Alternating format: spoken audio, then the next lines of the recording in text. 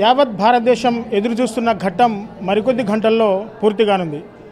500 సంవత్సరాల భారతీయుల కళ నెరబోతున్న సమయం కూడా ఆసనమైంది. అయోధ్యలో పూర్తిగా బాలరాముడి విగ్రహ ప్రాణ ప్రతిష్ఠ కార్యక్రమం మరికొద్ది సేపట్లో అక్కడ అయోధ్యలో ప్రారంభం కానుంది. సో ఈ నేపథ్యంలో నరేంద్ర మోదీ పిలుపు మేరకు దేవాలయాల శుద్ధి కార్యక్రమం కూడా పూర్తిగా చేశారు. ఈరోజు పూర్తిగా దేశం అంతా రామ మందిరాల్లో విశిష్ట పూజలు అయితే జరుగుతున్నాయి. భక్తులు వేలాదిగా రాముడి సేవ చేసుకోవడానికి వేలాదిగా తరలి వస్తున్న సందర్భం అయితే కనబడుతుంది. ప్రస్తుతం మనం ఖమ్మం నగరంలోని ఎన్ఎస్సీ రోడ్డు రామాలయం దగ్గర మనం ఉన్నాము. రామాలయంలో ఉదయం నుంచి కూడా ఆ భక్తులు వేలాదిగా తరలి వస్తున్నారు. రాముడికి ఆ ప్రత్యేక పూజలు అయితే నిర్వహిస్తున్నారు. ఇక్కడ అయోధ్యలో బాలరాముడి ప్రాణప్రతిష్ఠ కార్యక్రమం సందర్భంగా పూర్తిగా దేశంలో ఉన్న దేవాలయాలన్నీ కూడా కిటకిటలాడుతున్నాయని చెప్పుకోవచ్చు. ప్రస్తుతం ఖమ్మం నగరంలో కూడా అన్ని దేవాలయాలు కూడా ఆ కిటకిటలాడుతున్న పరిస్థితి. సో ప్రస్తుతం మన దగ్గర రామాలయ ప్రధాన అర్చకులు అయితే మనకు అందుబాటులో ఉన్నారు. ఒక్కసారి అయ్యగారితో మాట్లాడి అసలు రాముడి విశిష్టత ఏంటి, అసలు రాముడి విశిష్టత ఏ విధంగా ఉందో ఒక్కసారి మనం అర్చకులు మాటలు తెలుసుకుందాం. సో అయ్యగారు నమస్తే.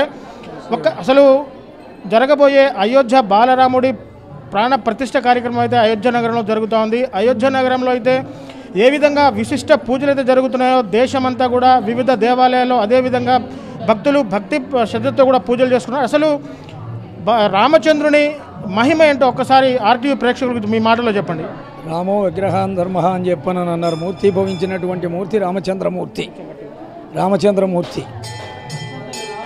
త్రేతాయుగంలో రామచంద్రమూర్తి ఆవిర్భావం కావటం, దశరథ మహారాజు ముగ్గురు భార్యలైనటువంటి కౌసల్య, సుమిత్ర, కైకేయి ఈ ముగ్గురికి కూడా సంతానం లేకపోవటం, దశరథ మహారాజు పుత్రకామేష్టి యజ్ఞం చేయటం, ఆ ప్రభావంగా యజ్ఞకొండంలోంచి యజ్ఞపురుషుడు పాయస పాత్రతో వచ్చి దశరథ మహారాజా నువ్వు చేసినటువంటి యజ్ఞానికి నేను సంతోషపడ్డాను, నేను ఇచ్చేటటువంటి ఈ పాయస పాత్ర ఈ ప్రసాదం నీ భార్యలైనటువంటి ముగ్గురికి కూడా ప్రసాదం కింద పంచిపెట్టు, దీని యొక్క ప్రభావం చేత సంతానం కలుగుతుందని చెప్పి అదృశ్యం అవటం. తర్వాత దశరథ మహారాజు ఆ ప్రసాదం పాత్ర తీసుకొచ్చి భార్యలైనటువంటి ముగ్గురికి కూడా ప్రసాదం కింద పంచిపెట్టడం, దాని యొక్క ప్రభావం చేత వారు గర్భవతులై 4 సంతానం కలగటం, రామ లక్ష్మణ భరత శత్రుఘ్న అనేటటువంటి పేర్లు పెట్టుకుని అల్లారి ముద్దుగా పెంచుకుంటూ ఉండటం, తర్వాత విశ్వామిత్రుల వారు రావటం, యజ్ఞ సంరక్షణార్థం రామలక్ష్మణులు ఇద్దరిని కూడా తనతో పంపించమని చెప్పటం.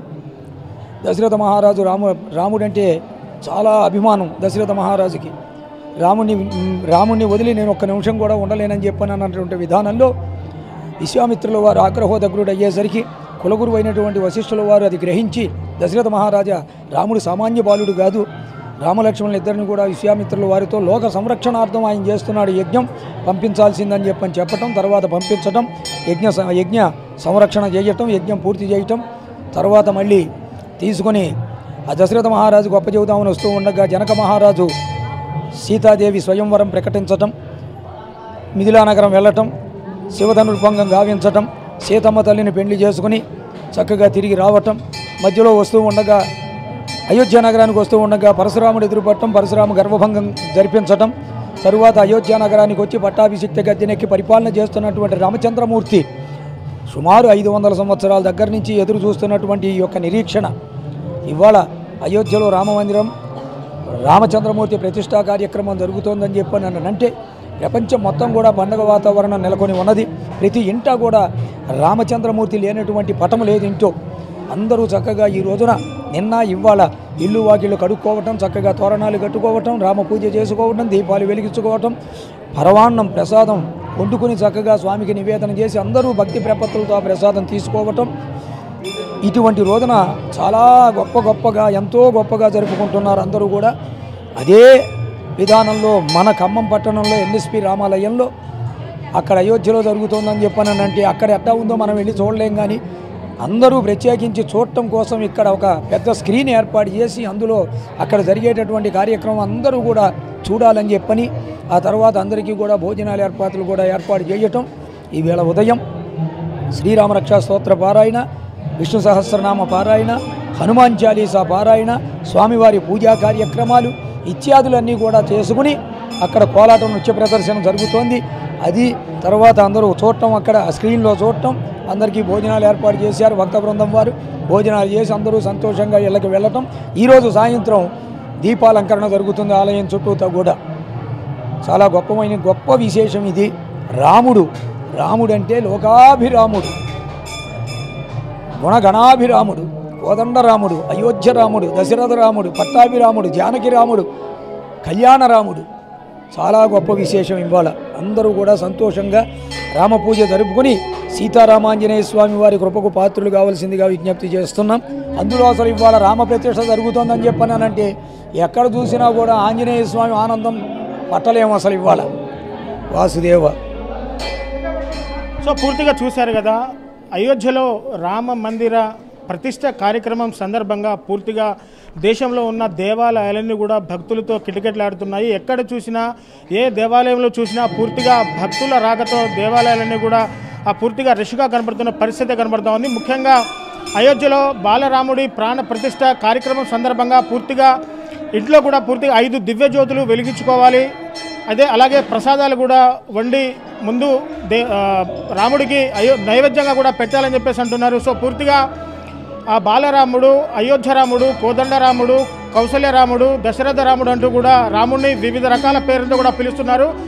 మొత్తంగా ఉదయం నుంచి రామాలయాల్లో విష్ణు సహస్రనామాలు, రామ స్తోత్రాలు, హనుమాన్ చాలీసా పారాయణ లాంటి కార్యక్రమాలు కూడా పూర్తిగా చేస్తున్న పరిస్థితి కానీ ఇక్కడైతే కనబడుతుంది. సో మనం ఒకసారి బయటికి వెళ్ళి చూద్దాం. ఇక్కడ పూర్తిగా ఎన్ఎస్టీ రామాలయంలో పూర్తిగా విశిష్ట పూజలు అయితే నడుస్తున్నాయి. సో అయోధ్యలో ఏ విధంగా పూజలు జరుగుతున్నాయో మాకు తెలియదు, కానీ ఇక్కడ ఉన్న దేవాలయాల్లో మాత్రం అయోధ్యకు ధీటుగా పూజలు జరుగుతున్నాయంటూ కూడా ఇక్కడ ఆలయ ప్రధాన అర్చకులు కూడా మనతో చెప్తున్న ఆ పరిస్థితి అయితే పూర్తిగా కనబడుతుంది. మొత్తంగా చూసుకోవచ్చు, భక్తులంతా కూడా ఉదయం నుంచి దేవాలయాల్లో పాల్గొని పూర్తిగా పూజలు చేస్తున్న పరిస్థితి అయితే కనబడుతుంది. ఇప్పటికే ఇక్కడ జ్యోతులు, దివ్య జ్యోతులు అయితే పూర్తిగా వెలిగిస్తున్నారు. అయితే అక్కడ రాముడి ప్రతిష్ట కార్యక్రమం అయిపోయిన తర్వాత పూర్తిగా ఇంట్లో 5 దివ్య జ్యోతులు వెలిగించుకోవాలని చెప్పేసి ఇప్పటికే విశ్వ హిందూ పరిషత్ కూడా భక్తులకి పిలుపునిచ్చింది. పూర్తిగా 500 సంవత్సరాల నుంచి నిరీక్షిస్తున్న ప్రతి ఒక్క భారతీయుడి కళ మరికొద్ది క్షణాల్లో నెరవేరబోతుందనడంతో అంతా భక్తులంతా కూడా ఎంతో ఉత్సాహంగా, ఎంతో సంతోషంగా కూడా రాముడి సేవలు అయితే పాల్గొంటున్నారు. పూర్తిగా మనం ఎన్ఎస్టీ రామాలయంలో చూసుకోవచ్చు. ఇక్కడ ఉదయం నుంచి కూడా భక్తులంతా భక్తి పారవశ్యంతో పూజలో పాల్గొంటున్న సంగతి చూసుకోవచ్చు. ఇక్కడ పూర్తిగా భక్తులు ఆ పువ్వులతో అలాగే ముగ్గులు వేసి జై శ్రీరామ్ అంటూ కూడా ఒక ప్రత్యేక చిత్రాన్ని కూడా ముగ్గులతో రూపొందించారు. అనంతరం అయోధ్యలో జరిగేటువంటి బాలరాముడి ప్రాణ ప్రతిష్ఠ కార్యక్రమాన్ని లైవ్ లో వీక్షించేందుకు కూడా ఇక్కడ ఆ పెద్ద చెప్పేసి కూడా ఆ ప్రధాన అర్చకులు చెప్తున్నారు. ఇక్కడ భక్తుల కోలాటంతో చుట్టుపక్కల ప్రాంతం కూడా మొత్తం రామనామస్మరణతో మారుమోగిపోతుంది. పూర్తిగా చూసుకోవచ్చు, ఆ భక్తులు ఉదయం నుంచో కూడా భక్తి శ్రద్ధలతో పూర్తిగా ఉదయం నుంచో పూర్తిగా కూడా భక్తులు పూర్తిగా కోలాటమే ఆడుతున్నారు. పూర్తిగా మరికొద్ది గంటల్లో అయితే అయోధ్యలో బాలరాముడి విగ్రహ ప్రాణ ప్రతిష్ఠ కార్యక్రమం అయితే జరగబోతుంది.